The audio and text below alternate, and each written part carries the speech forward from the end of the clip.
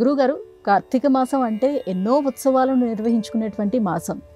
ఉత్సవం అనే పదంలో ఉన్నటువంటి 2 పదాల అర్థాలను వివరిస్తూ ఈ ఉత్సవాలు ప్రజలకు ఏ రకంగా ఉపయోగపడతాయో తెలియజేస్తారా? ఉత్సవవేషః ఉత్సవ విగ్రహం దర్శయామి.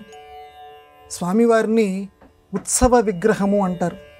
మామూలు మూల విరాట్ కాకుండా మామూలు మనందరినీ అనుగ్రహించడానికి ఊరేగింపుగా తీసుకొచ్చేటువంటి ఉత్సవ విగ్రహాలు అంటారు. మీరన్నట్లుగానే ఉత్సవ 2 పదాలు ఉన్నాయి ఉత్సవంలో. సవము అంటే యజ్ఞము అని అర్థం. ఉత్ అంటే పైకి బాగా జరిగేటువంటి యజ్ఞము అని. యజ్ఞము అంటే సరిపోతుంది కదా, మళ్ళీ ఉత్సవము అని దానికి ఉత్ అనేటువంటి దాన్ని ఎందుకు కలిపారు అని అంటే, మామూలుగా జరిపేటువంటి యజ్ఞం ఏదైతే ఉన్నదో, ఆ యాగం ఏదైతే ఉన్నదో అది వ్యక్తిగత లేదా కుటుంబ సభ్యుల వరకు మాత్రమే ప్రయోజనాన్ని కలిగిస్తుంది. అంటే ఒక యజ్ఞం ఏదైనా వాళ్ళ ఇంట్లో చేసుకుంటున్నారనుకోండి, అది వాళ్ళ ఇంట్లో ఉండేటువంటి పీడని పోగొట్టడం కోసమో, లేకపోతే కుటుంబ సభ్యులకు సంబంధించినటువంటి అనారోగ్యాన్ని పోగొట్టడం కోసమో, లేదా ఏదైనా మంచి జరగటం కోసమో కేవలం వారికి వారి కుటుంబ సభ్యులకి పరిమితం అవుతుంది యజ్ఞం.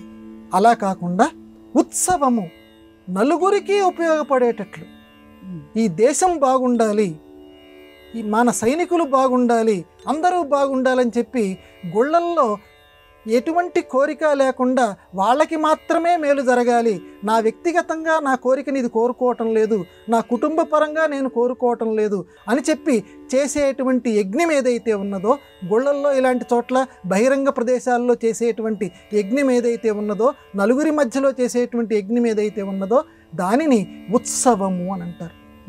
అది ఉత్సవానికి ఈ సవానికి ఉన్నటువంటి తేడా.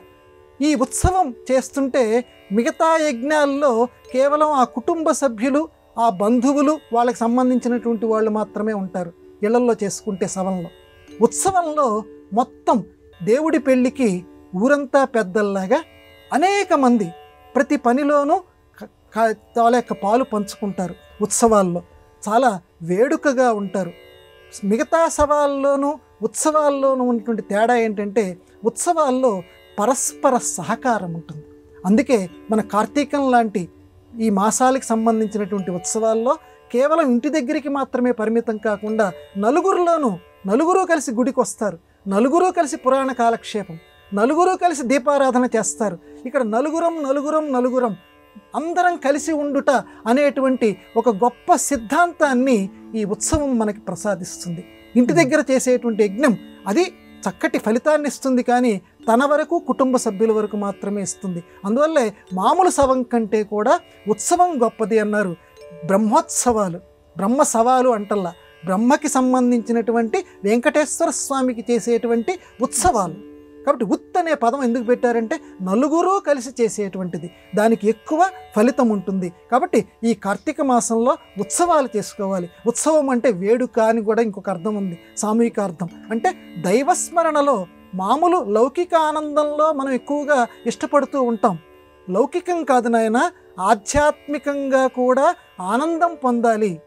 ఒక దేవుణ్ణి చూస్తుంటే, ఒక శివుణ్ణి చూస్తుంటే, ఒక విష్ణువుని చూస్తుంటే ఆనందం రావాలి. స్వామివారి విగ్రహాన్ని ఊరేగిస్తుంటే ఆనందం రావాలి.